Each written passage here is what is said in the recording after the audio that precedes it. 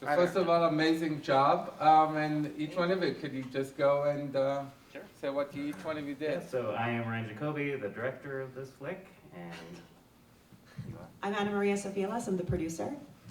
I am Connor Ratliff. I cooperated with the film. I'm Marsh Chamberlain, DP and producer.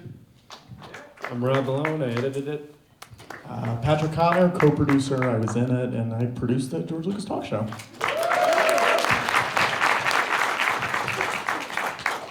So I'm sure all of you have a million questions. I'll start. I'll ask 2 or 3 questions. And also, don't forget to vote for the film if you liked it before you go. And I know a lot of times people get so excited and they forget to vote for movies they love.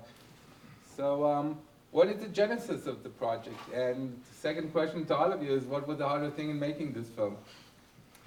Yeah, so probably like a lot of us up here, I was obsessed, probably like a lot of you too, I was obsessed with George Lucas as a kid. I think the special editions would have come out in 1997 and I would have been 11. And so I was doing that same sort of nerdy deep dive that you were with George Lucas. And at some point in my sort of filmmaking career after the whole, like, I was inspired by that one shot in A New Hope that every filmmaker was inspired by. I sort of just became more of a pretentious and serious filmmaker. And, you know, Marsh and I sort of had that experience of doing the uber serious documentary that we put our entire soul and life in, and that was called We Breathe Again, about four Alaska natives dealing with intergenerational trauma and suicide. And so, when we finished that project, we were sort of trying to figure out what can we possibly do to, you know, get out of this sort of heavy period that we were in. And so I started going to the George Lucas talk show on the Lower East Side. That was like this Rocky Horror, as you can see, like this midnight sort of cult thing. And it just like, it was a bomb for me. Like it just like, obviously all of you see how surreal and weird it is. And for me, that just was like exactly what I needed at the time. And so Marsh and I were like, you know what? Let's talk to these weirdos and see if they would let us collaborate with them. And so they did. I don't know. Yeah, that's kind of how it started. And it was supposed to be a short 20 minutes. Yep. But a lot of stuff happened, and there was a lot of story to tell. So I don't know if anybody wants to answer the second part of the question of the hardest. I mean, it was also the original pitch that you came to Connor and I with was, can we just film a show? Yeah. And we said, sure, yeah, sure, that sounds so easy. And that was 5 years ago. And then it sort of evolved from there into, it was gonna, at one point we were talking about making it like a fake behind the scenes Larry Sanders-esque making of the show, and then... Yeah, and I said in order to make that good, it would be so much work, because we'd have to really, it's okay if the show looks cheap, but the second you go behind the scenes of the show, and I keep pretending to be George Lucas, then it just looks embarrassing. And so then I said, well, what we could offer is, when I was growing up, I would hear about comedy shows happening in New York and LA, like I'd hear about stuff at like Largo in LA, but I'd never get to see those shows. And I thought, I would have liked it if someone had made a documentary and captured just some little bit of that. So I sort of thought, well, this is a show, I think what I said to you at the time was, this is a show that has found its level. We're not trying to get it a development deal to make it bigger. It is as big as it is. And you can like look at what it is, because there were a lot of shows like that in New York that, and some of them, like one of the shows that was running at UCB was the show Fucking Identical Twins, which this year became Dicks the Musical. And that's a show that hadn't found its level yet. That's a show that you could sort of, it's unbelievable that it became as big as it was. But like our show is never gonna be, I mean, it became a documentary, but that was the sort of compromise version of like, I'll let you show how we actually do it. So what are your plans for the movie, and do you guys ever think this could be a cool fiction? This is our plan for the movie. Like this, having all of you here, is just, it touches all of us so much because we've been working on this for so long. And obviously the pandemic hit at the time where we thought it was going to end, basically where he's like, I don't know if they'll do shows anymore. And then we're like, okay, that's our natural ending. Then the pandemic hit, and that also to answer your other question, like that was definitely the hardest part for us, is like, what do we do now? What's the story? There was all these, discussions, are we gonna do almost like a Lawrence of Arabia thing where we start at the end, we start with the pandemic, and we were like, no, we wanna tell the story we wanna tell, and sort of let the pandemic be like an epilogue. And so that's how we kind of went with that. But yeah, what do we want it to be, guys? We'll see what happens. What are you suggesting? You're pitching a fictionalized recreation of this? Every filmmaker always thinks maybe we can turn it into a fiction film. No. I do not consent. But You can start yourself pretending to be George Lucas in the fiction film. I think this is as much of that as I can do. if there's one thing that we want, I don't know if you still want this, but we really want you to interview George Lucas. So if anyone knows him, can make that happen. You gotta connect, let us know. One of the fun things that Slamdance is that a lot of the people that are in the movies show up, and one of the most interesting things is when you have artists show up, because they're very used to showing, playing to an audience, and suddenly they're the audience. So now as being as the audience to see this film, what do you think about the film, and what do you feel was you guys had to sacrifice or left on the floor, you wish would have been in the movie, or any other thoughts about the movie? In the intro. Yeah, so maybe our editor should answer some of those. There's one big sequence that we cut, and I forgot that we cut it while I was watching it. And as we were getting towards it, I was dreading it. It never really worked. It was a show that was really bad for them. I think it was like the only show you felt negative about. And it just wasn't working in the documentary either. And then when it wasn't there, I didn't even notice it, and it felt great. I mean, I was at that show, so I can talk about that a little bit. It was a show in a venue that is not meant for live comedy. It was a museum show. Also, It was on an aircraft carrier. it was on an aircraft carrier, and it was just not the spot to do a show like that. And the show it was fine, but it was like a smaller audience in a gigantic room, and it was very echoey, and like the laughs just weren't there.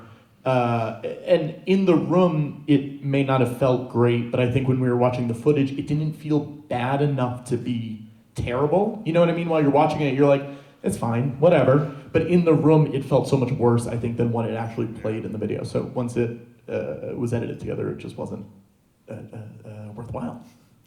And to the question of what was hard about it, it was hard because I've known Connor for a long time. I think I've known Patrick and Connor for like 10 years, and it's hard to edit people that I find it hard to edit people that I know pretty well, because I kept wanting to just like talk to them about what they were saying in the interviews, so I would like write lists of like, but then it's like, but I'm not gonna just bring this list up when I see them the next time.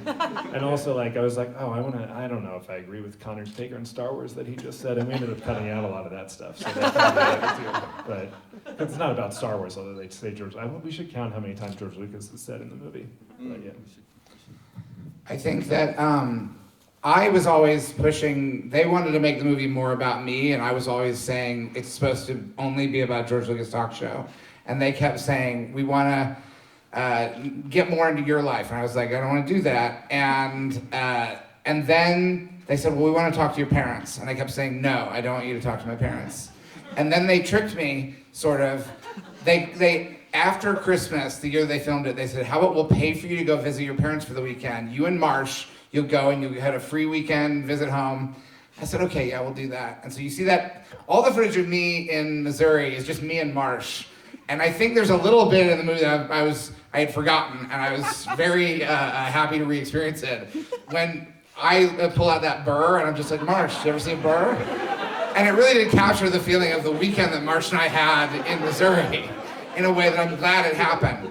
It also is crazy to think about the fact that all I wanted was, I was like, oh great, a weekend in Missouri at my parents' house, and that was January of 2020. So 2 months later, I ended up getting trapped there for the whole year, and I constantly thought about like how much it meant to me in January, and then like by July, I'm like, get me out of this house. Okay, let's open it, because I'm sure you all have questions. Yeah. Yeah, go. Well, I loved it. It was so fun to watch. I've known you for 28 years, I just realized, Connor. And I think watching this movie made me like finally understand you, like fully. And I also understand your obsession with Star Wars. And I also wonder why the movie Living in Missouri, which was about a guy who's obsessed with Star Wars, did not make it into this documentary. And I also wanted to say that I love both how you and your career and also how the film embrace the concept of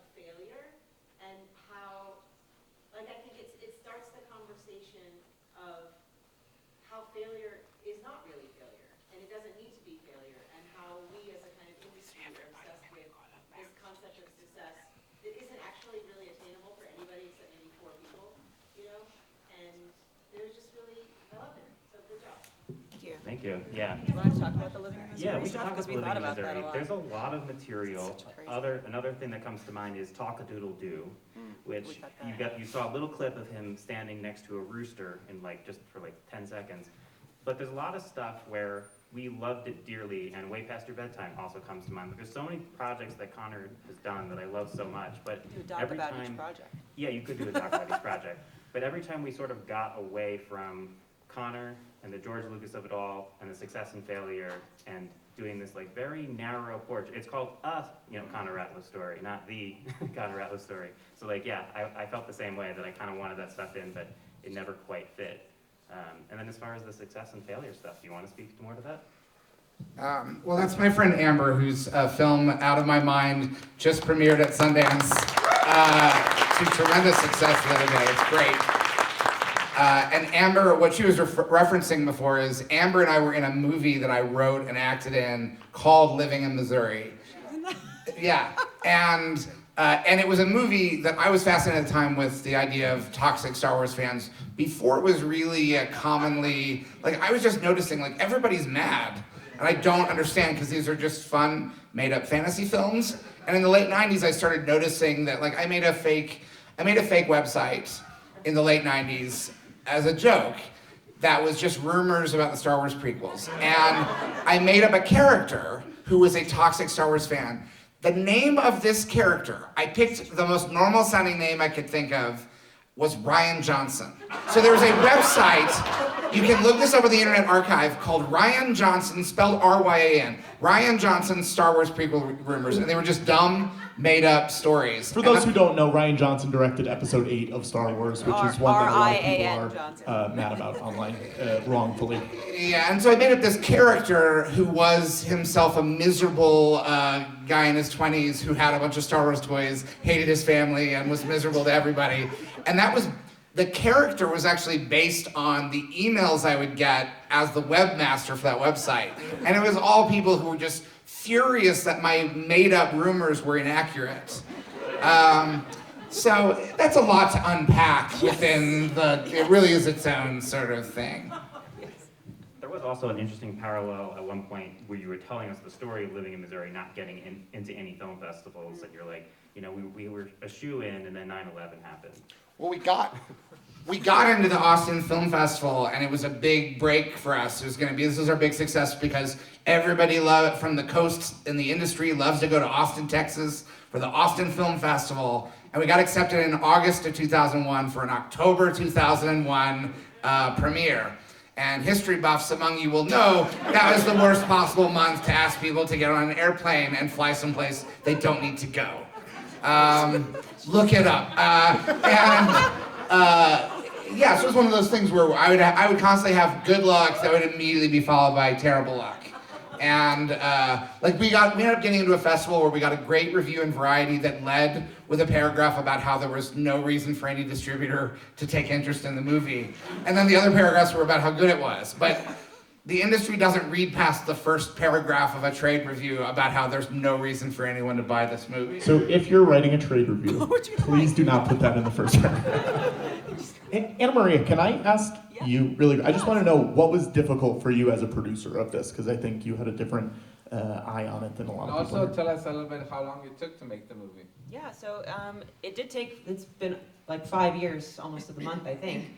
I came on a little bit after Ryan and Marsh first came to Connor for the initial idea. Well, like we said, it started as a short, so we spent those first few months of 2019 just shooting it, a couple of shows, shooting a little bit with Connor.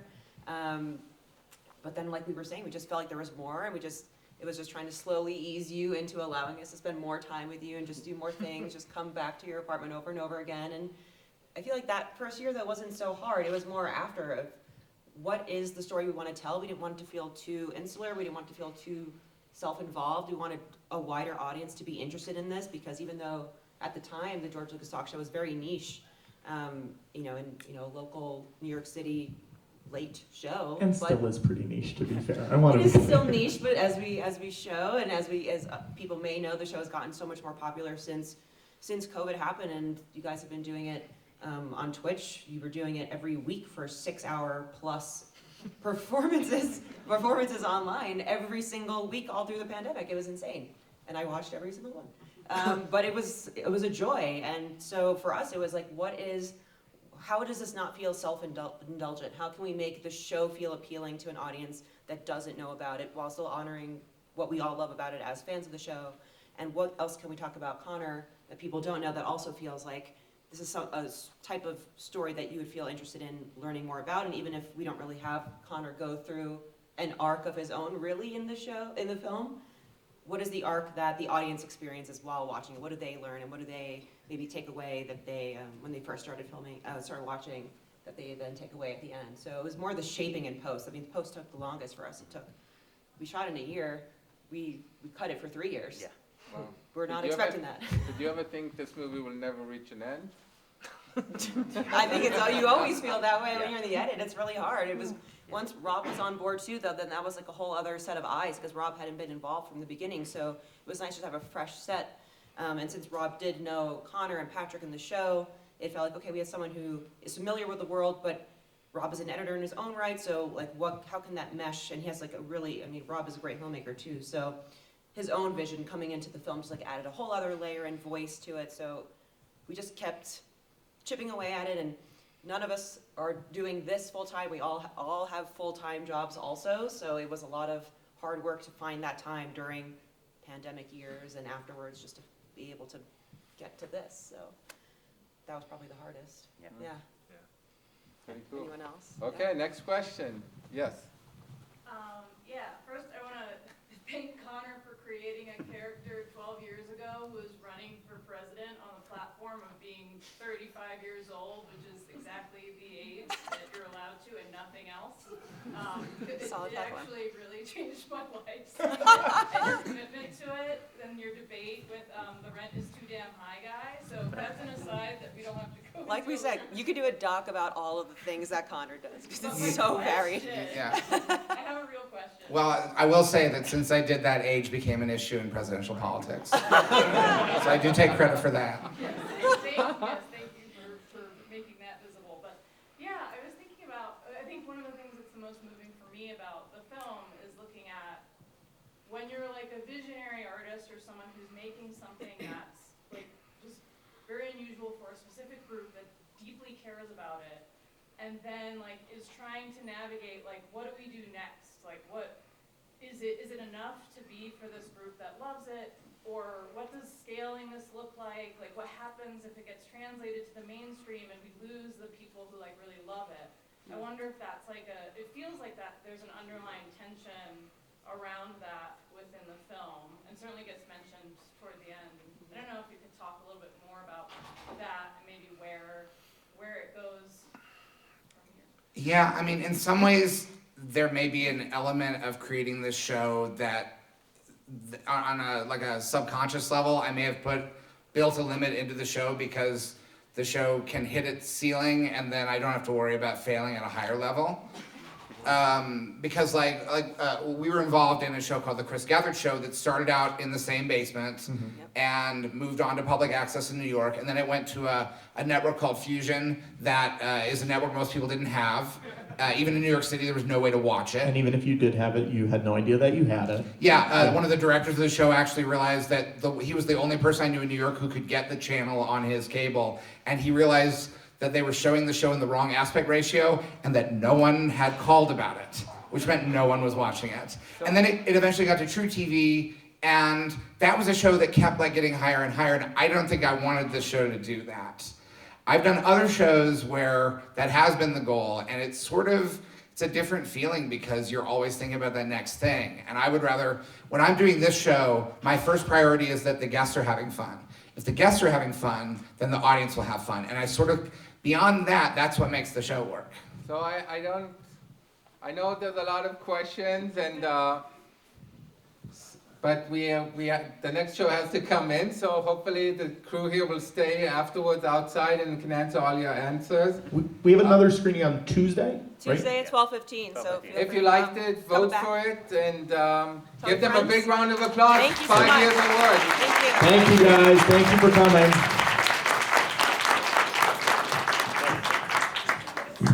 Good job. Thank you so much.